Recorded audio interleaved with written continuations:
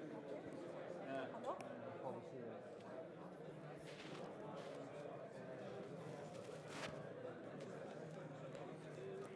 Hello?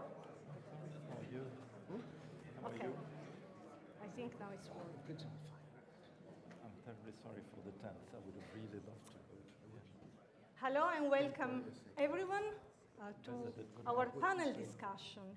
This will touch on a very important topic of establishing a European infrastructure for quantum technologies. So the panel will be a discussion that involves a number of relevant panelists that I will introduce. They will briefly introduce themselves, but also you have heard already from some of them. And we will have some questions, and then we will also take questions from the audience, from all of you. So I propose to begin maybe in order, and maybe if you can just briefly introduce yourself and say a statement about your opinions on the process of establishing a European infrastructure for quantum technologies. So I'm Paul Indelicato. First, I have to give you the apologies of the General Direction for Research and Innovation, the Ministry of Research in France, that I could not come. But since I was involved with this flagship when I was at the ministry myself, they asked me to come to replace them. So that's also happened that I am a physicist, and so I know a little bit of those issues. Of course, this infrastructure, as it was discussed today, is very important to develop if we want to be competitive in the field of quantum technologies in general, and of course the communications and the quantum computing are very important issues that are taking a lot of strength everywhere. So France is now working on a plan to contribute from this, and it's between the Ministry of Research and the Ministry of Industry. There was a report at the National Assembly, the Office for Choices in the Technology and Research, which explain how important it is to get involved in this, but there is not yet the final plan, and it's not public yet, so I cannot really comment so much on this, but it should be available in the next few weeks. Mm-hmm. Thank you. Okay, good afternoon. My name is Michael Wiesmüller. Thanks for having me. It's an honor to be a member of this distinguished panel. I'm heading the department for key enabling technologies in Austria, in the Ministry of Technology and Innovation. If you want, so I consider myself being, quite responsible for the high-tech industry in Austria, as I would put it. I have quite a long history with respect to quantum technology, since, as it happens, Austria has some very strong groups here. And I do remember a project called CQC. I don't know if this word still means something here to the community. It was one of the first really large so-called integrated projects 15 or 16 years ago, I don't know, where the first time we thought, well, we have to bring the quantum topic out of the ivory towers of research and make really an application project.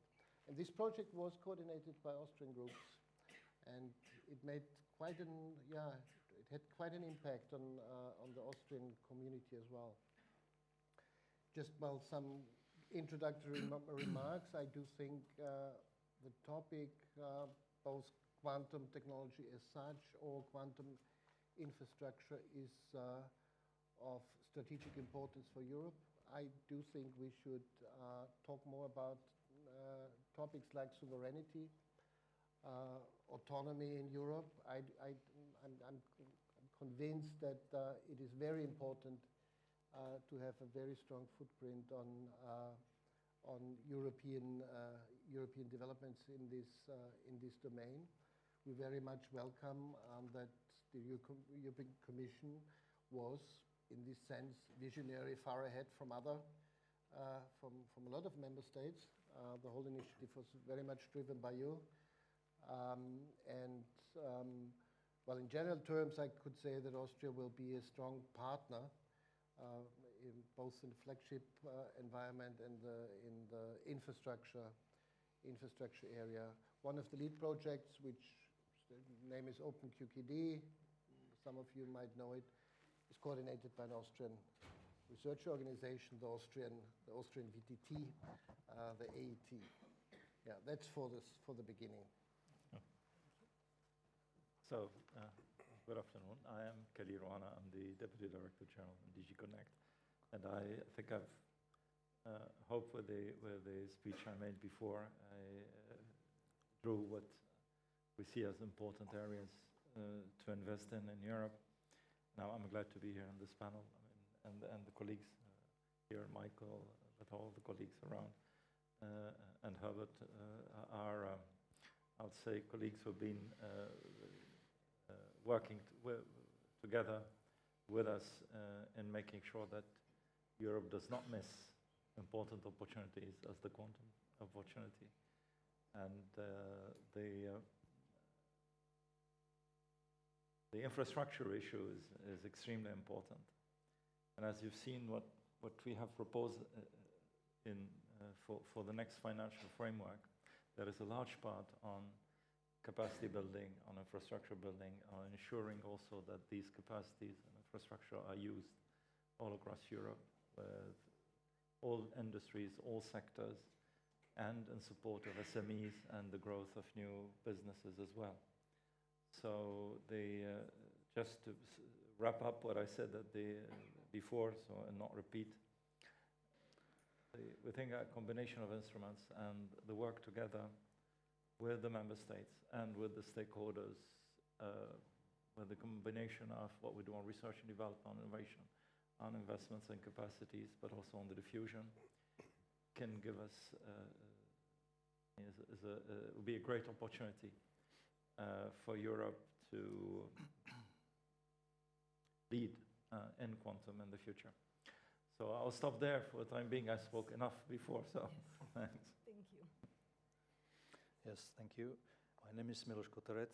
Good afternoon. I am newly appointed Technology Innovation Envoy for Nordic countries with the seat in Helsinki. I'm former advisor of the Deputy Prime Minister and Director General of the Digital Agenda Division. And as for the comment, I would maybe say that small countries like Slovakia or small European countries can actually keep in step with all these new technologies only within the European Union initiatives. And as we are a member of Euro HPC, we would certainly like to contribute also to the European Quantum Flagship. Thank you. Okay. Yeah, well, I should start by, according to the schedule, Freke Heijman would be here, representing the Dutch government, but she's delayed, so here only tonight.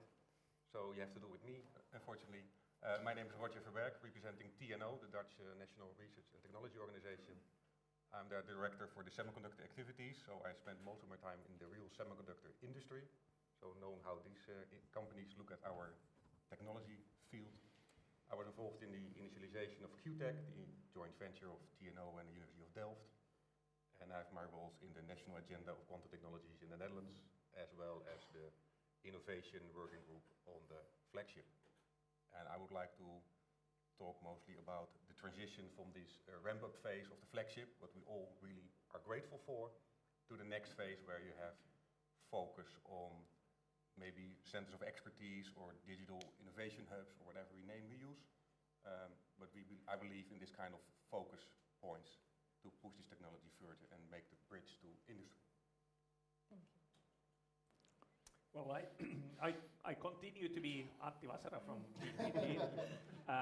But as you heard the presentation of the three presentations covering the Finnish ecosystem, what I want to emphasize here in this panel is then the the fact that we don't want to be building 27 or 28 different ecosystems in Europe, but we need to be combining these different strengths together so then that we have one European ecosystem, and then we have a really good fighting chance to make a big difference in the world. And I hope you share that vision.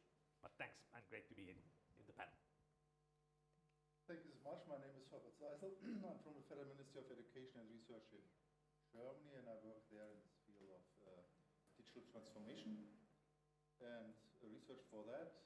This includes from software wires, artificial intelligence, via microelectronics like autonomous systems, IT security, of course, and of course quantum technologies, and of course also photonics.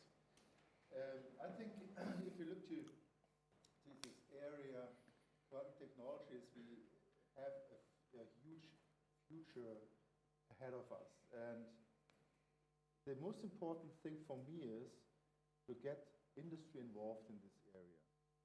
And we have different, let's say, quantum technology sub-areas like quantum sensing, quantum computing, quantum communication. And we have very different mature stages of these areas. And I think we have to build the right framework for each of these areas that we can, on the one hand side, increase the potential we have on the academic side, but also of this other side that we involve industry, and we have good opportunities for that because there are already low-hanging fruits we can go for. But one thing is very important. First, if you look to the competitive situation in the world, I think Europe has stayed together. And we have a lot of countries with very good excellence, academia, and also industry.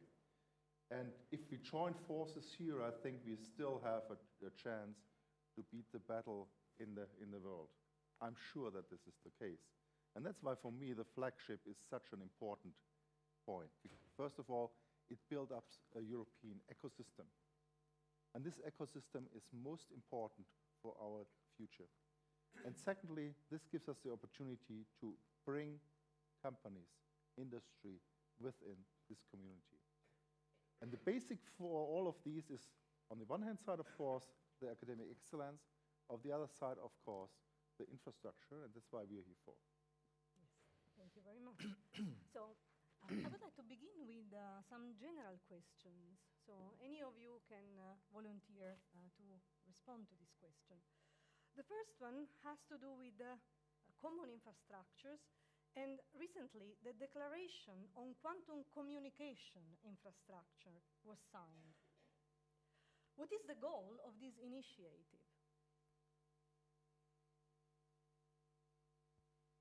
Yeah. Khalil, The most. Yeah, well, I mean, I will start, and please Yes. the colleagues can come in. The objective is to really deploy a quantum communication infrastructure based on a secured quantum key distribution systems. With a part that will be satellite-based, a special part, and a terrestrial part. With the goal of securing key, starting with key public assets in the Union. So an infrastructure will be starting for the public sector with the ambition to open it also to the private sector as we move. That's the overall goal of this initiative. And that would help us prepare for what we call post-quantum cryptography, and have completely shielded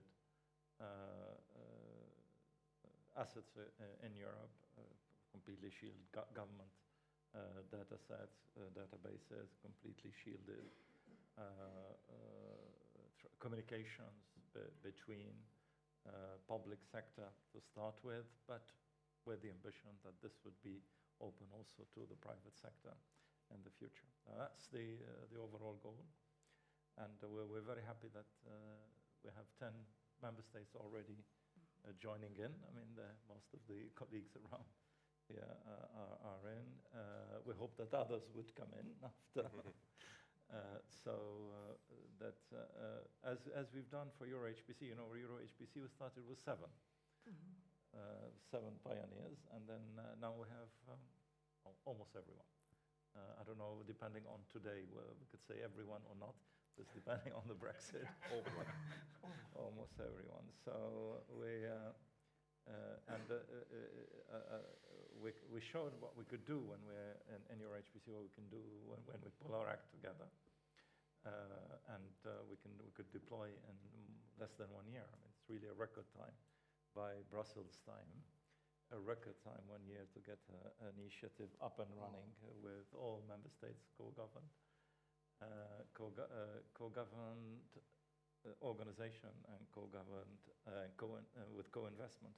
We've been able to put 800 million euro on the table to acquire the world's top supercomputers. And also, which is even more important also, or even as important, is the upgrade of the supercomputing facilities in member states who wish to do so. We have five of them. And with co-investment done by 18 member states in this 800 million euros. And the next is to come, in addition to support research innovation to build up the whole ecosystem around supercomputing.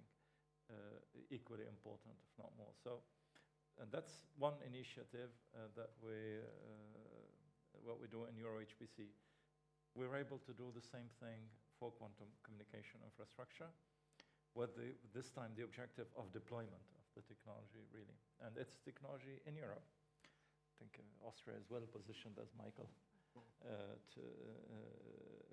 when it comes to quantum key distribution, but it's, you know, technology comes from all over Europe, as Herbert said, and when we bring it together, we integrate it in one infrastructure, a big achievement. Thank you. And maybe a closely connected question, because if we think about future visions like the quantum internet, and if you think about large quantum communication infrastructures, a related question is, what do you think are the biggest differences in setting an infrastructure for quantum technologies compared to classical technologies? Yeah, I think the most important difference is that most people don't understand what quantum is. I think this is very different to other technologies. For example, if you go to transistors, this is something people get in school. They get trained, they get learned. But there is just a few numbers of people understanding what is quantum. And I think that's why if we go to quantum, we have already to start in school to train people in a different way. That's a real difference to other technologies. But let me come back also to the question you raised to Khalil about the quantum communication platform. I think this has many dimensions. One dimension was not mentioned yet, and this is a very important one. The constituency involved in this is not just academia, industry, it's also the security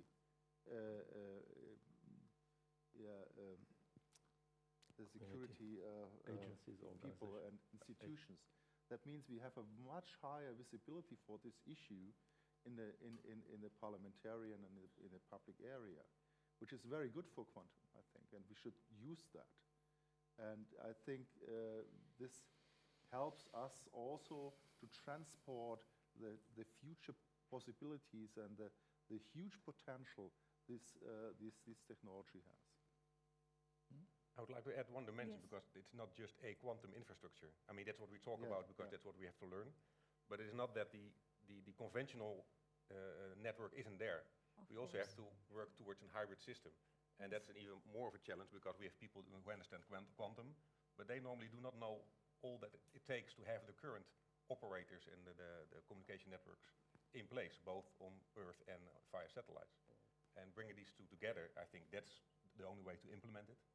And that's quite a challenge. So it's also a question of finding a common language very often between people. But this is not a difference to other technologies we have. We have normally the problem that on the one hand side, we have the academic people having their own environment, thinking in their own language, and then they have to get trained to learn to think like an engineer, to get this out in the industry. And this is the same with quantum, of course, and this is a little bit what you're addressing here. But this is not a difference to other technologies we know. The real difference is that the most people don't understand what quantum is. Yes. Just to jump in, because I like very much what Herbert said with respect to the security. I do think, because we all say that we all find that we have a kind of communication issue here, since this is such an such an obscure science, or obscure in the sense that 99.9%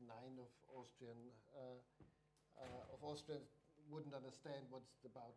What I wanted to say is, talk about security as a public good for Europe. Talk about that this will be, even in an even more digitized world, this would be substantial for the quality of our life, the quality of our services, that we can guarantee that we have an autonomous European solution in various aspects. So this might be a very strong, narrative with respect to big investments to come. Another issue which I just wanted to throw in is, I think infrastructures in this respect, and this technology could help to develop what, all the sessions before were about, to develop an industry. Infrastructures might be, so to say, the first framework where we can really have large-scale proof-of-concept projects, where you can incubate, for example, equipment components for various types. You can have public procurements on specific topics, and this is new. Yes. I mean, this is different to other technology. Sensors on streets for automated driving, you already have everything. You have the whole industry already on board. In this case, we have, this is the big challenge that we don't have an industry. It's a challenge, but also an opportunity, I would say. I think I can build on this, is that we have to do three things at the same time. You have to still do fundamental research, because not everything is available yet. You have to do technological development, and then deploy the infrastructure.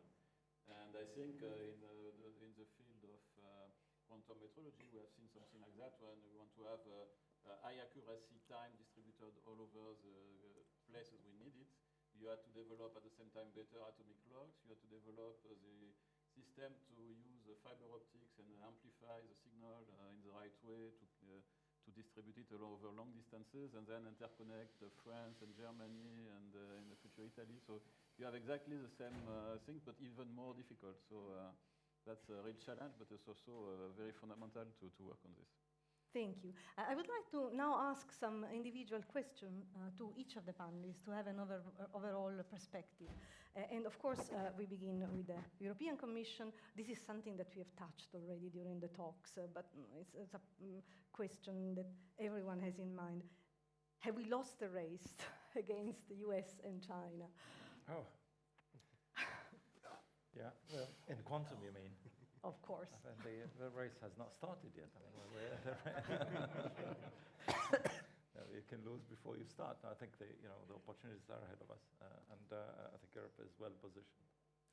When sometimes we read the press, we have the impression that Europe is completely dead, that our economy is stagnating, that we're not anywhere in technology. It's not as bad as we might think.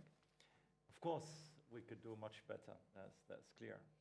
And it's in digital in general, we have areas where we're leading, and we have areas where we need to do better. In quantum, it's starting. We have very good assets. I think we would lose if we wait too long to move in deploying. Yes. We would lose if we say, okay, we don't need to do research anymore, now we go just only for application. I think we would lose as well. And this, this debate, should you do research or you should do both. There's no other way. We have to find the proper balance. We have to do both. There's no other way. And I think we have the means to do both. Europe as a whole has the means to do both, deploy, because we can integrate and bring together different knowledge and skills and industrial capacity that we have across Europe. Industries that have managed to build up supply chains across Europe are doing well worldwide and European. And the same thing when it comes to new technologies, build up the skills, bring them together, and we can win the race.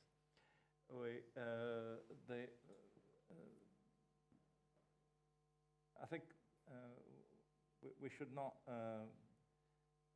how to say, be blinded by,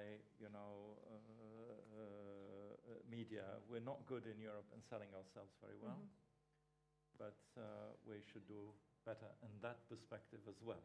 So, deploy technology, continue the research and development, reinforce our excellence, build our skills, but at the same time, make sure that what we do is visible worldwide. And it's important today.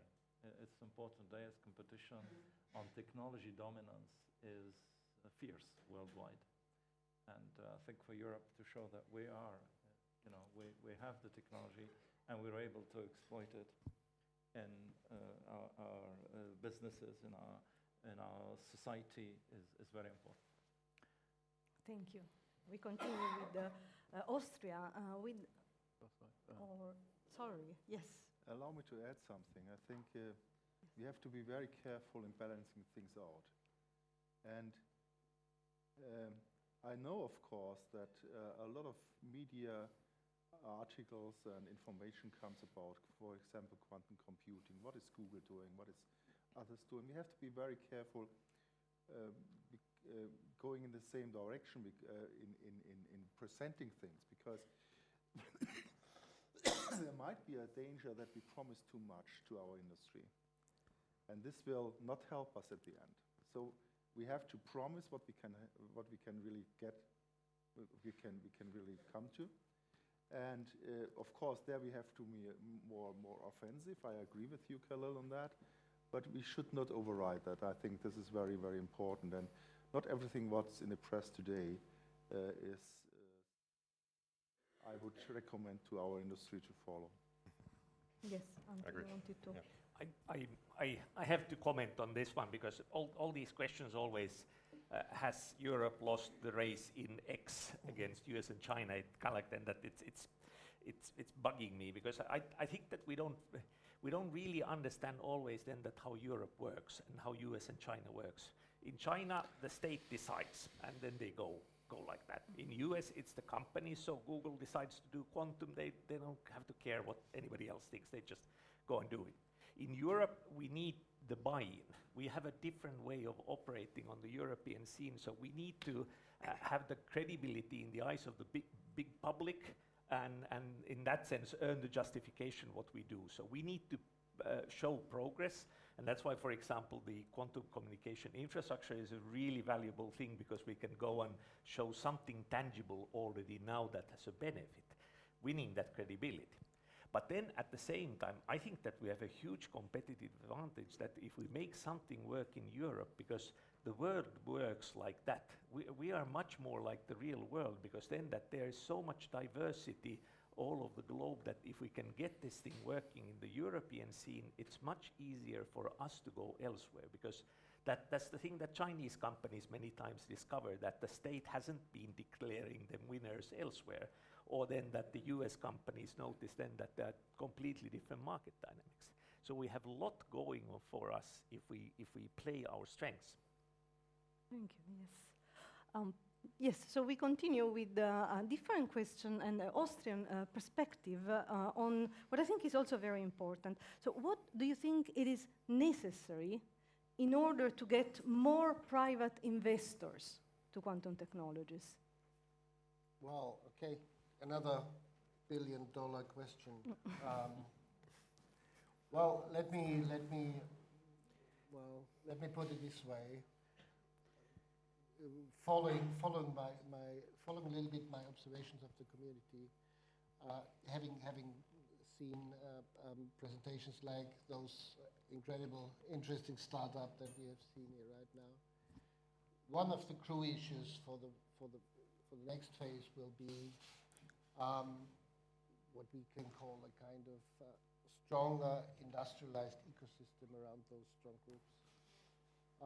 I think this is a development which is quite recent, that all those institutes, professors, research groups really start to talk with engineers, talk with people who are producing equipment, who are understanding systems, who have a perspective of an application, of an industry, something like this.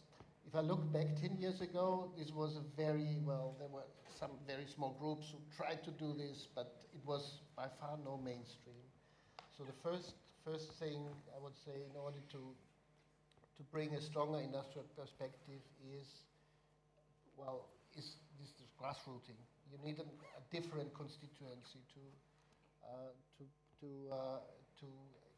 go really in the direction of proof of concept of engineering applications or so. We have startup companies in Austria too. One was on your slide, on the slide of the startup. And I do expect in the next 5 to 10 years that we will see more of them who are highly specialized in a specific, have a specific product and a small market where they can live on. With respect to the larger industry, I do think we need still a far more developed articulation. VTT has shown us what the potential in the area of microelectronics, for example. And I really do think that we should deepen the understanding of, let's say the trajectories of the European companies and what is happening in the area of quantum. This is, and I would fully agree with Herbert on this, this is a long-term issue. We shouldn't promise people 5 years or so, but start to really build on those. Well, we have a strong quantum community. We have some of really leading electronic companies, and we should try to bring them stronger together to make them more. I had a lot of discussions with Austrian companies on those topics. And they say, well, it's interesting, yeah, but far from putting this somewhere on the development agenda. Mm-hmm. And the third, what I wanted to mention, it was mentioned already too, we need a story behind quantum. We need a story for industry. I can go in any Austrian high-tech company and talk with the whole management about artificial intelligence or Internet of Things or I don't know, smart sensor work over hours. My discussion with on quantum would be 2 minutes or 3 minutes. So, and this has to change. Yes. Okay, so we continue with France.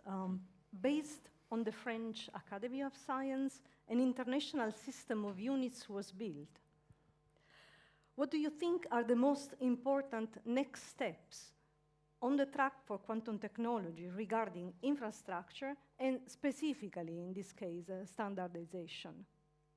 Well, I think it's a very strong issue because if you want to be able to communicate between different countries, you have to find somehow a common language, and if there's no normalization, then it's not going to work. If you can have a perfect system, each country has a very nice one, and they don't talk to each other. And in a global world, we need to be able to exchange with all the countries within Europe. So I think involving the Institute for Metrology and for normalization is a key issue to be able to have a good quantum networking system all over Europe. And probably also you have to do that for all the other pillars we were discussing so that you can have the same program running on different quantum computers from different companies. And you have and that has to be done also in parallel with all the developments we are talking about. So that's why it's a very quantum problem, actually. You have to be able to have a multiple things done at the same time, and without knowing at the beginning what will work. And for example, quantum computers, there is not yet a clear path to what would be the most efficient system, but still you have to develop in parallel the norms and the software and the fundamental science beyond. So. Yes, and I think, yes. I think this is also a very good advantage for Europe, because every country has very strong meteorological institutes, and they are already have a good interconnection. So they are working on standards, on common views and things like that. And this is a really advantage we have, and we should really encourage them to even do more in that direction, because this gives us the right basis for the industry to go in that direction, because then the standards are there, then they have the right partners for example, for quantum sensing. So I think this is a very advantage for Europe here. Yes.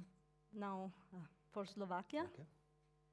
Infrastructures are much more than buildings and technologies. They are also about people.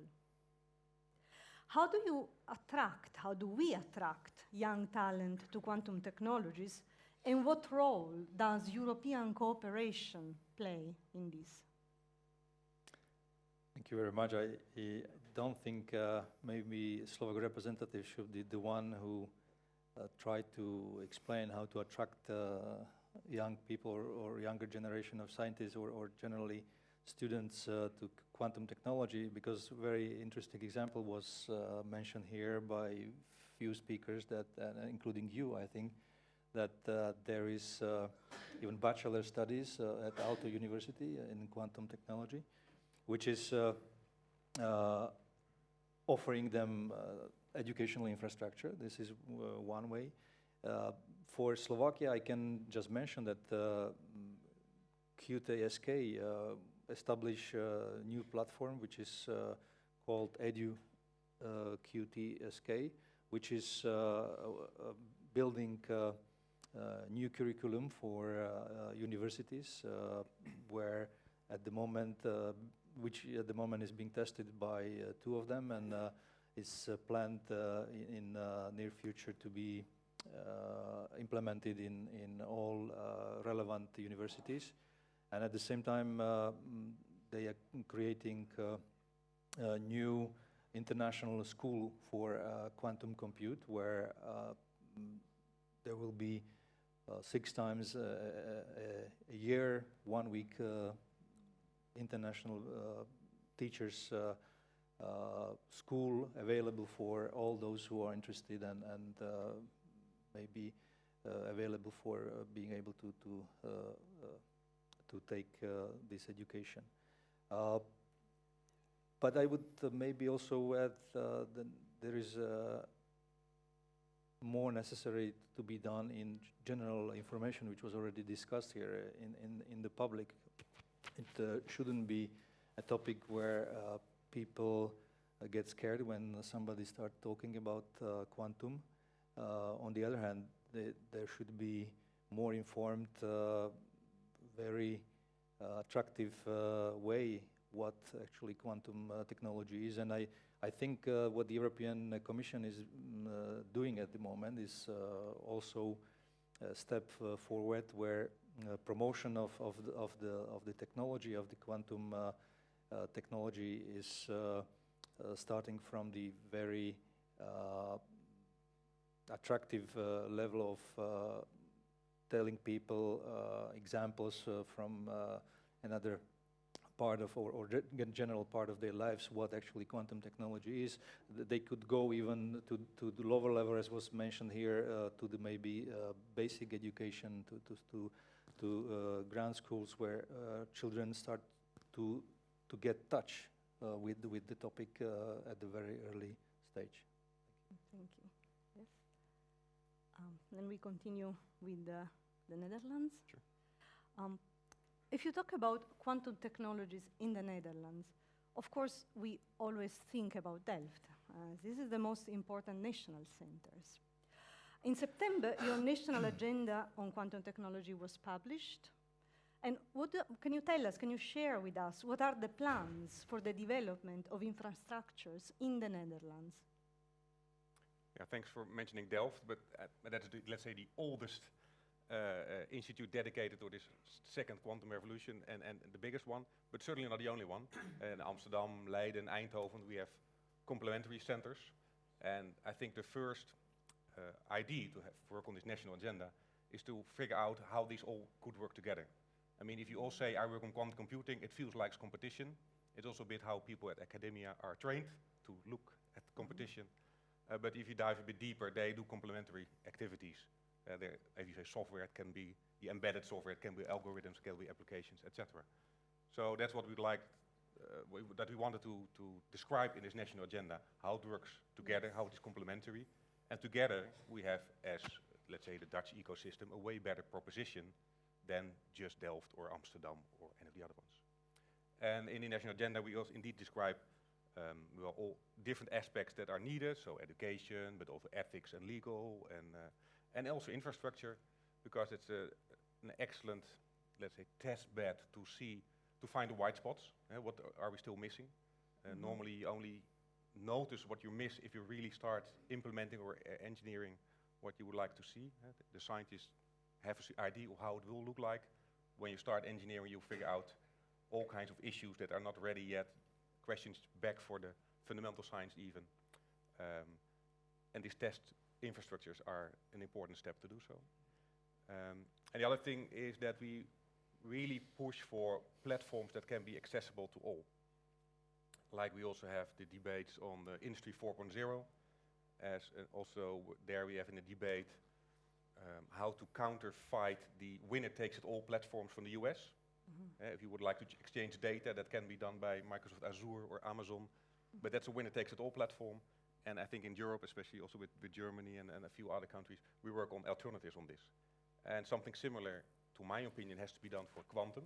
We need quantum platforms that can be accessible by all players of Europe, at least, without creating a winner-takes-all platform, because that's and of course not this the European requires coordination through all the European countries, yes.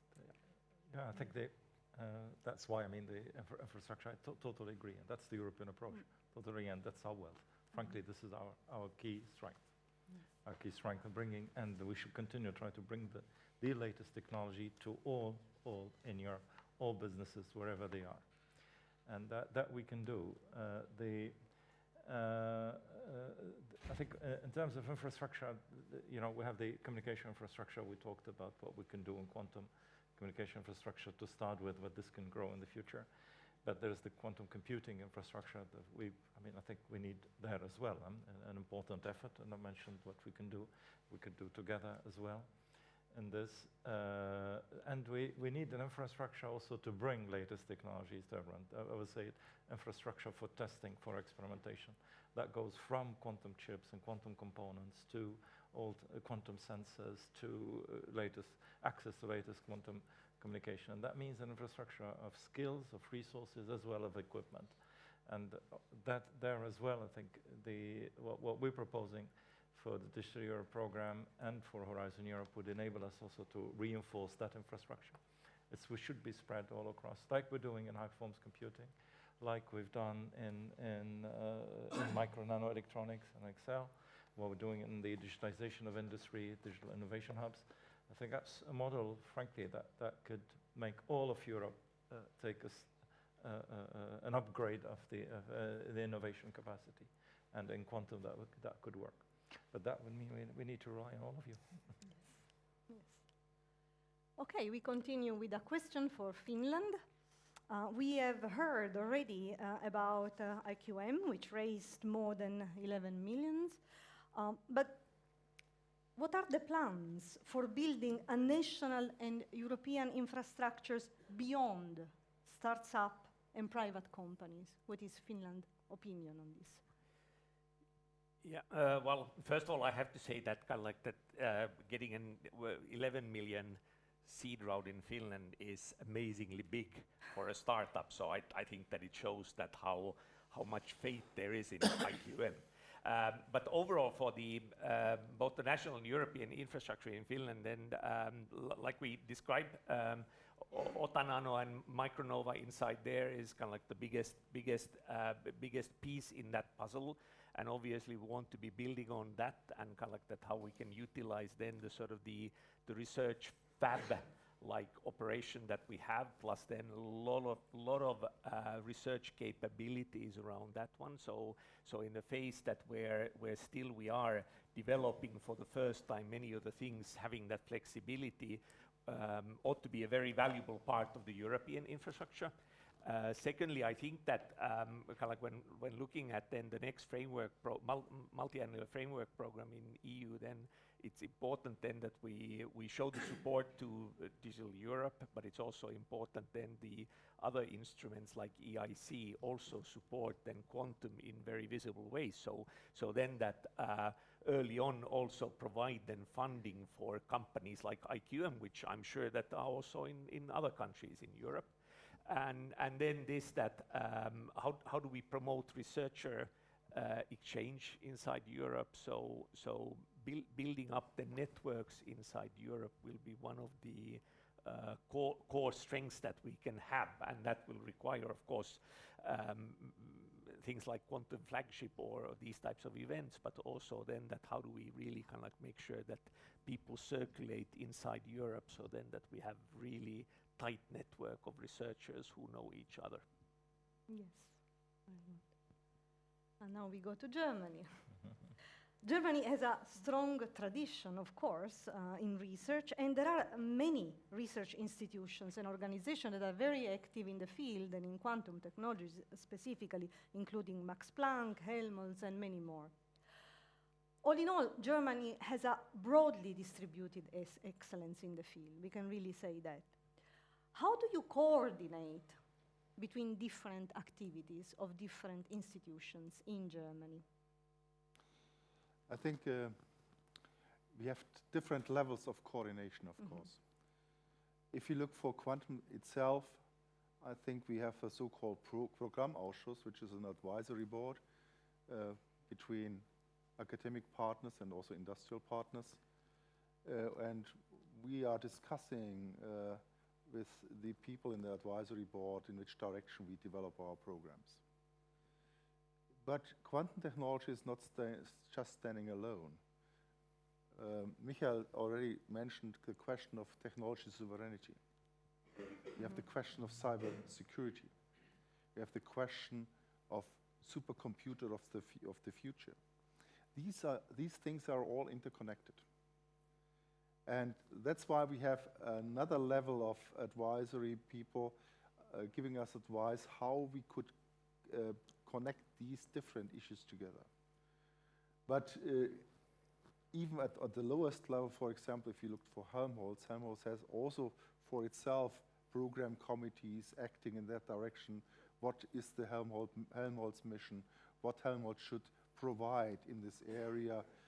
They have a special quantum program, as well as Max Planck, of course, but this is not central organized, it's more decentralized.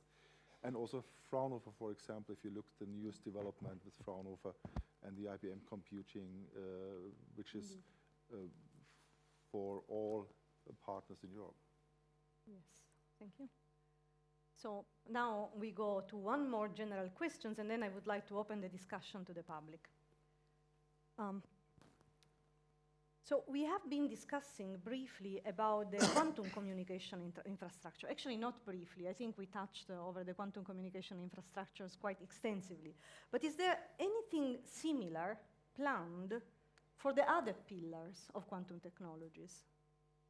And if so, what are these different? How are these different initiatives coordinated and crossing and overlapping in some cases? For example, quantum computation or quantum communication infrastructures can feed into quantum computation. Indeed, I mean, as I mentioned, I think I preempted a bit your question. I think of quantum computing, we need, to take what's come out already from the flagship and the roadmap of the flagship. and implemented, and with the ambition of having a quantum computer or a series of quantum computers functioning in Europe, operating in the 5 years to come. So that's building a quantum computing infrastructure that is available, and an ecosystem around it would be essential. It has to accompany what we're doing in quantum communication. And that, I think, is part of what we're planning under the continuation of Euro HPC, because that's next generation high performance computing that we need to discuss with the member states. What's part of it to be supported under the Digital Europe program, as well as the Research Innovation Horizon Europe. Now that's around quantum computing as one. And I think the flagship has enabled us to move a step forward on this, and we need to continue, scale it up. That's what we want. And the other, as I mentioned, we need an infrastructure for the diffusion of technology.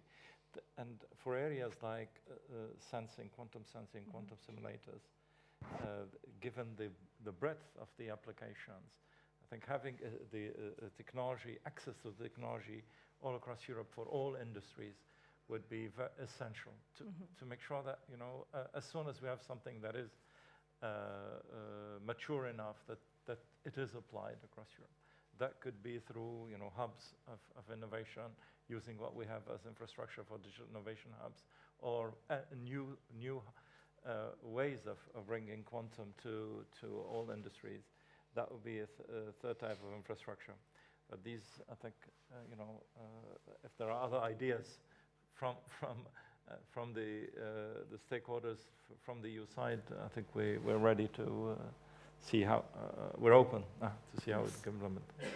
I think this huge infrastructure we're talking about, Euro HPC and the quantum communication, this is more a little bit in the direction of mission-driven research, where we have also the need of potential growing research, if I may say it in that way.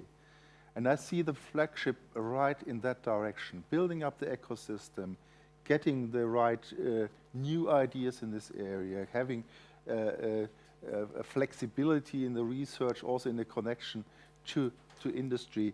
Where we have in this big infrastructure parts, we have to solve infrastructure questions.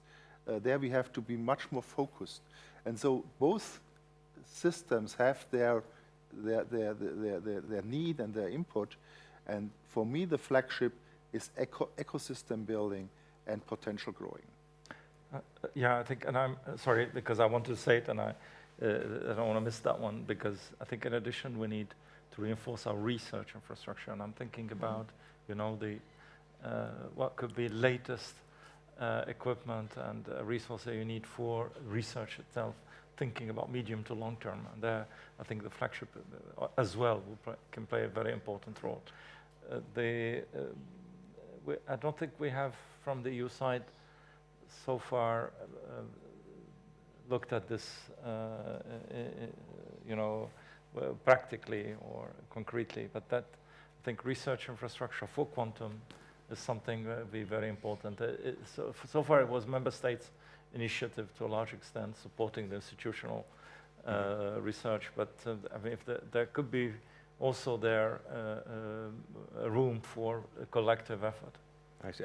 Maybe a first example, small scale, is the Quantum Inspire platform by QTech, where they engineered the whole stack from the hardware to the cloud accessibility. It could be a platform to access both the quantum hardware as well as high performance computing. But indeed, that's on national level. It could be a stepping stone to European level quantum computing infrastructure. And I think it's worth looking into this. Yeah.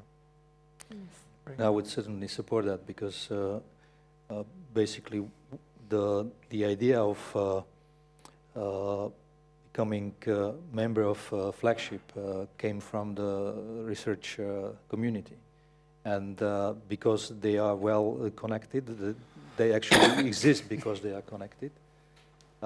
Then they came to the government, listen, this is up-to-date technology. We have to do something about it, because the European Union wants to move this direction. So the government after short analysis, decided to really become part of this endeavor.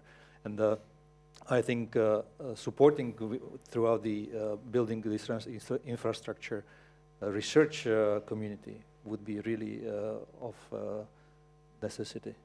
Importance. And also importance, yes. from small countries is also especially for particular, yes, I'm talking for small country yes, mostly. indeed, Yes. Yes. Very well. I think we are now ready to take questions from the public. So, who is the first?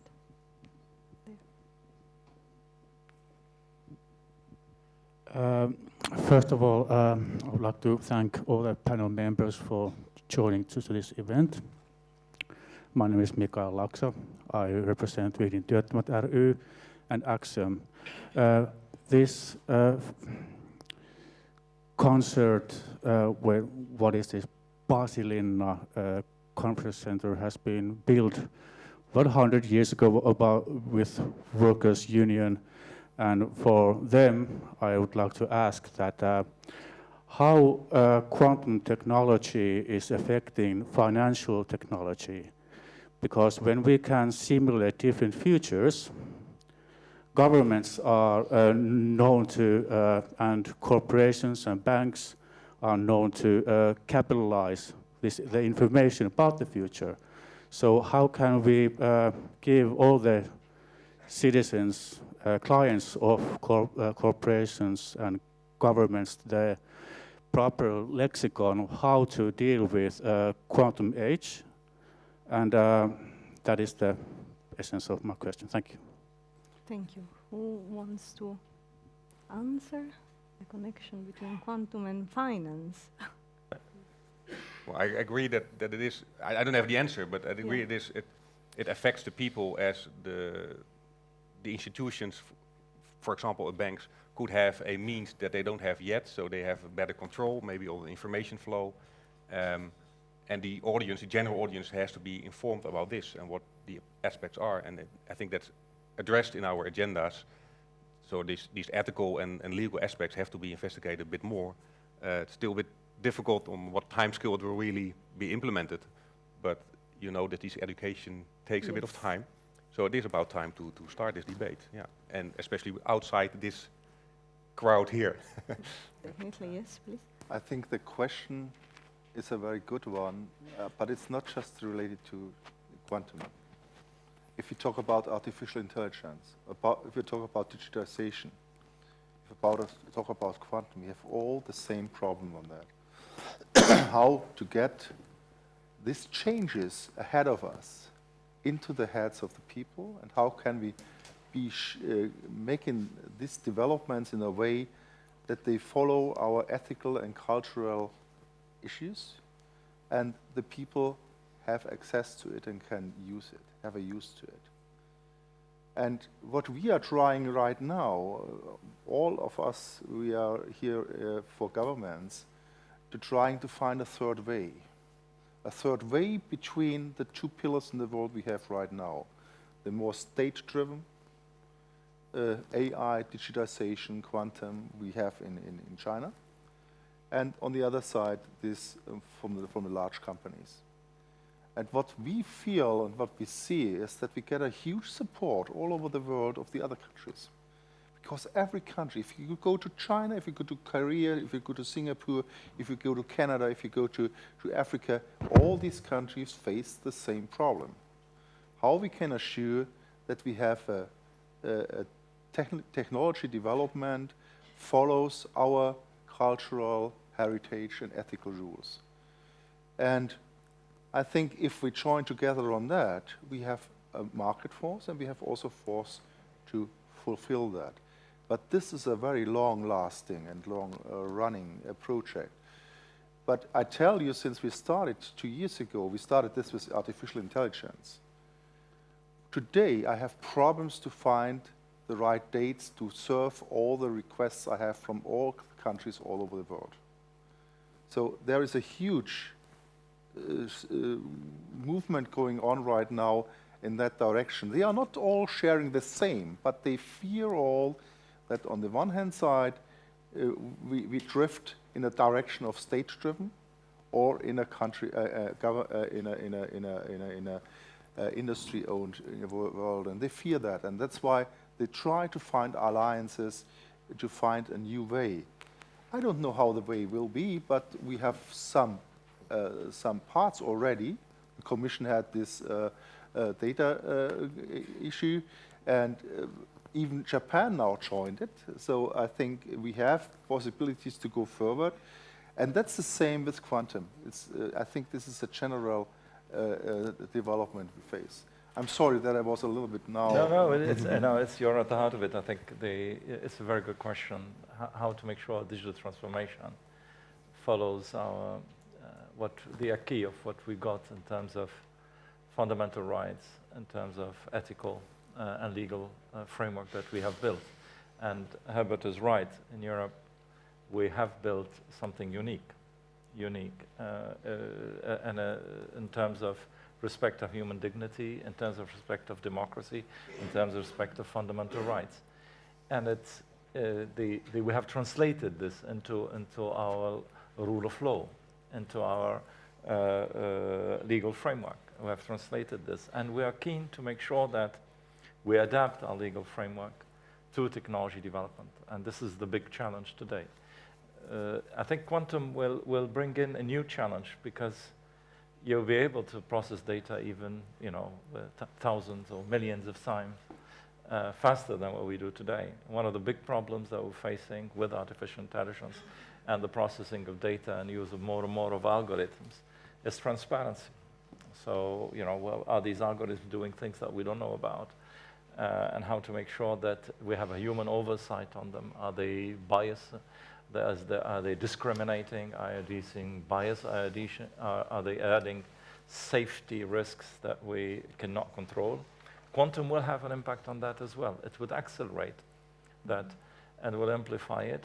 That's why it's very important that now we set the right framework to make sure that this technology is developed. All digital technologies, the most prominent today is around artificial intelligence and data. That make sure that this is developed in a way that safeguards what we have agreed, that this is a way of life in Europe. For AI, we have worked since now 2 years almost, together with the member state, but together with a high-level expert group coming from civil society, coming from unions, coming from industry, coming from academia, from philosophers to lawyers to technologists, to see what could be the guidelines that we could use and follow for the development of artificial intelligence. We have a very good report. It's, I think, a very thorough report that came out that we are now trying to see how we translate into law. And the new commission, the new president-elect said that in the next 100 days, so 3 months after the new commission, so from December on, we will put on the table what could be a first legal framework around artificial intelligence and its development. And we're looking at aspects as traceability, as transparency, as accountability, to make sure that our fundamental rights are safeguarded. And there are threats. There are threats, so we need to get. Your question was on the financial sector, and this is one of the biggest areas where we have transparency issues. It has positive impact and have negative impact. It could have negative impact. It could have positive impact because I think with quantum we'll be able to simulate better. I hope so. What could happen and avoid crisis and not be in a hazardous way. When it comes to our financial systems, I don't think it's acceptable anymore. The technology should enable us to predict risk and make sure that we have all the means to respond to that. That I think is some of the positive side. But it could have negative if it introduces additional opacity in the system and discrimination and biases. That's why we need a legal framework for that. That's what we're all working on. Just one, because I do think it's a very important question. I just wanted to say, there is no place on earth as Europe. Europe is the only country who was able really to force to force global monopolies to follow our rules. Let's not forget this. Why should this be different in a quantum world? Why should this be different? Yep. Second, what I wanted to mention is it's more a reminder on politicians. I think we have to look a little bit more into history of technology, because the ways how technology are adapted by societies has a tremendous variety of very intelligent steps. Where, well, see, but this technology has some elements which are good for us, others which are bad, and in the next step you get into the next generation of benefits that you get. And there are even a lot of European examples too where we got rid of technology. Think of Concorde, for example, what an incredible engineering effort it was, and how, well, it was really a masterpiece of engineering. And after 20 years, we found out, 25 years, I don't know, we found out now, this is a technology we don't need. So I just wanted to bring this perspective that humankind or societies is a strong force with respect to the fate of a technology, and this might happen in quantum too. Yeah.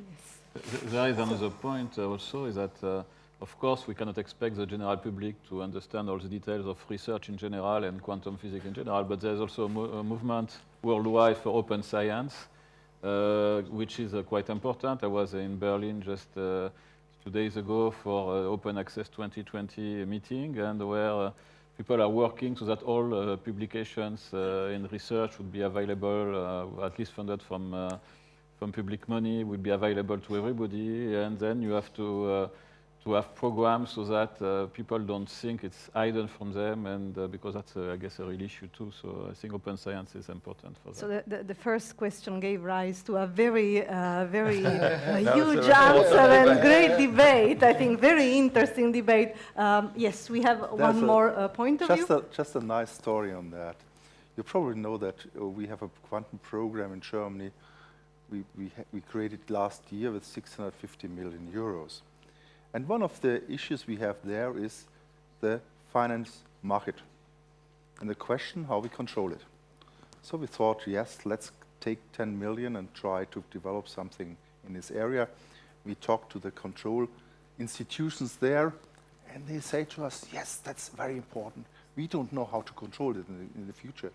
How many 100 millions you need? That was a very interesting experience I did. So that means the control instances we have in Europe, they have a huge amount of money, they have a huge interest to understand how these things are working, and they will provide us with the necessary money to doing research on that as well. This is a very interesting experience I did. Okay, so maybe we will continue with a second question from the public, and then we start wrapping up, I think, because we are almost ready for the closing remarks, but we still have time for one more question, or maybe two.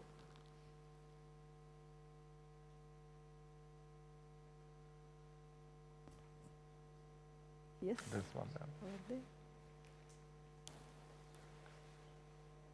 I think there's a question over there. Just a quick question. If, suppose tomorrow morning you would have a breakthrough in understanding the entanglement, and there will be a paper on the archive, and people who know what happens, they would understand that this starts a new race in building a new quantum computer. Will Europe have the resources to actually go ahead, China and the United States, to to build one before they do?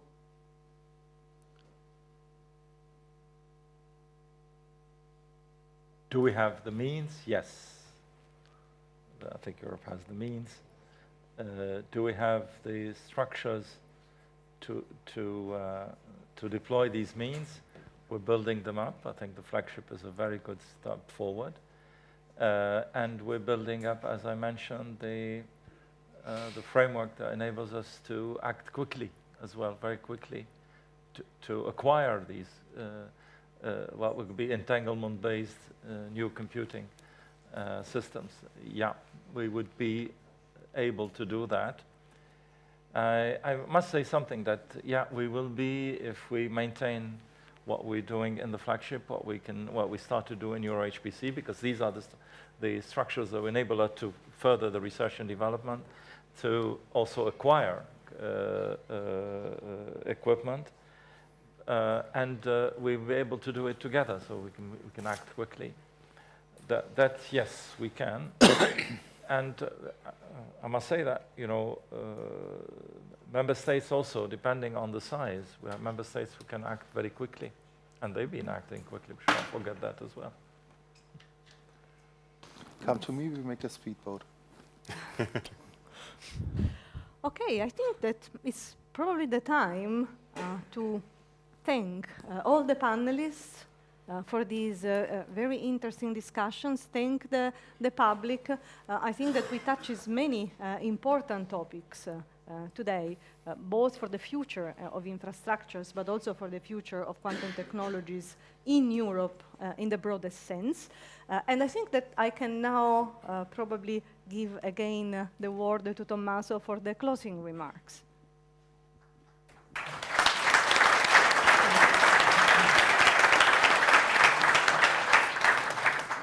So, well, I get some injection of optimism today. Well, of course, there is some optimism anyway inherent in this, because we would never have started this if we were not optimists. But I got a little bit of a LIGO moment today, maybe, because if I see what we started 1 year ago, okay, when we kicked off the projects, and we said, okay, there are things which need to come during the ramp-up phase, maybe at the end of the ramp-up phase. And among these, there were, you know, quantum communication infrastructure, which was announced as a possible hypothesis, and quantum computing infrastructure. And we said there must be more startups showing up. And we thought in our minds this was a 3-year time scale. So I should say that with all, of course, the depressing, self-flagellating comments about the Americans and the Chinese and so on, I mean, here I feel a strong acceleration, actually. And I mean, I said I got my LIGO moment because this relates to what Jürgen Mlinek said this morning when he said, you know, the last sentence, you know, squeeze light will be used for gravitational wave detection, and then it actually happened, and he was very surprised. So there are many things that we wrote, and yes, we did believe that they would happen, but did we believe that they would happen so fast here in Europe with all our 28 or maybe 27 member states? Well, I don't know that we were sure that this would take off so strongly. And I think that today we get some evidence that this is really taking off strongly. So there is a trend. We had these presidency events from time to time, and in the beginning they were a little bit, maybe sometimes a little bit bureaucratic. There was the big boom in Amsterdam with the Dutch presidency. This was, you know, very lot of enthusiasm. And then we had some other events in which sometimes maybe you had the feeling, okay, we have to do it, you know, it's a little bit maybe formal. And okay, then some high-level people come and they give a speech. But really, I mean, all the very high-level people we had today, I mean, I felt their heart pounding. And really, they have given a lot of thought into what they were saying. It was none of the high-level people who were here today gave something, you know, purely formal. So there is a lot of energy which I sense from all the directions. And one important point, which is maybe for me the main take-home message here, is, well, even 1 year ago when we started, we said it's Horizon Europe, it's the framework program, Horizon 2020 at the time. But now, I mean, it's moving from the research and innovation framework program towards the Digital Europe program. So this all infrastructure thing on which this discussion was centered is into Digital Europe. And it is not, perhaps, what some colleagues might have feared some time ago, like, oh, now the focus is going to shift away from research and it is just going to be industry. So what we kept hearing from all sides today was the focus is broadening. It's not shifting away, it's getting broader. And actually, this is not just some empty words because the financing is getting much broader. Yeah. So, and in this sense, I think this justifies some optimism. And then, of course, to conclude, I should say that I did disobey in the end the orders of our hierarchy, and I looked I did look on my cell phone, and I have good news and bad news for you. And good news, as everybody else has of course checked, is there is a Brexit agreement. And bad news is there is a Brexit agreement. And why is it bad news? Not only President Juncker said he is sad because Brexit is leaving, I'm not being sentimental on this. For us, it is very concrete bad news. Because Brexit, the UK departing, means a big question mark on the next multi-annual financial framework. And there is a little bit of an unlucky situation because, you know, now Brexit is happening at the very same time in which the next MFF and the next framework program is discussed.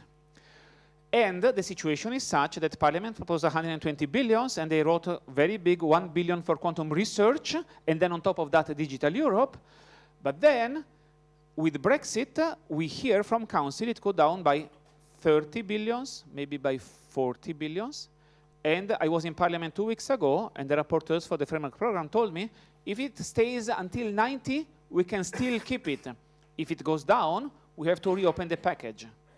And God knows, or maybe not even him, because it is a quantum process.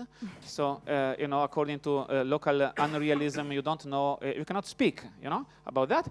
So nobody knows what is going to happen. So, I mean, huge optimism and an enormous danger on the horizon.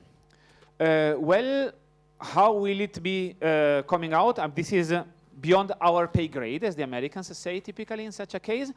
But we can certainly say that we are best positioned, as well positioned as ever in this context. And this is really thanks to the engagement really from all sides, which is wonderfully represented here, from academia to institutions, to RTOs, to ministries, to everybody. It is the engagement of the whole community. We will need more of that in the next years, especially in the next months, because, you know, the fight is going to be really bloody. So this is maybe something on which we will need more reasons to be grateful to everybody and to our sponsors at the institutional level.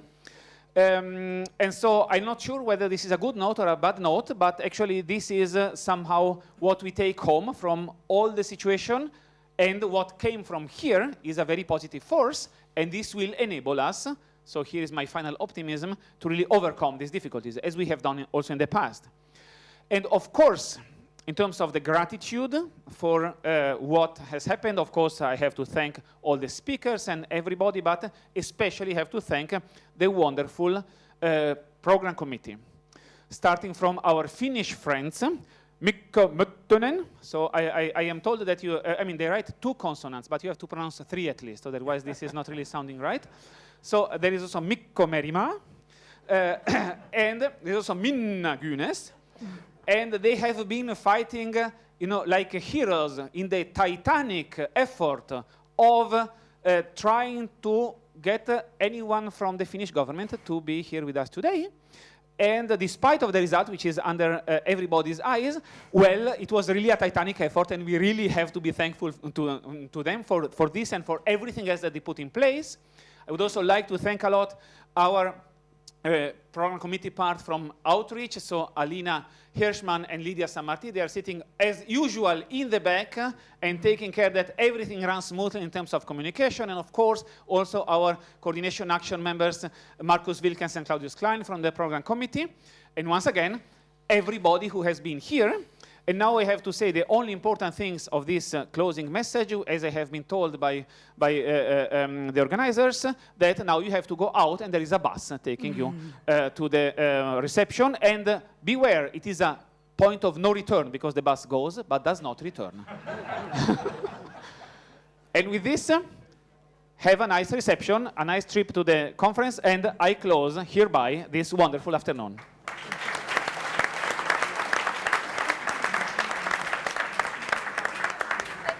Thank you very much. Thank you. Thanks.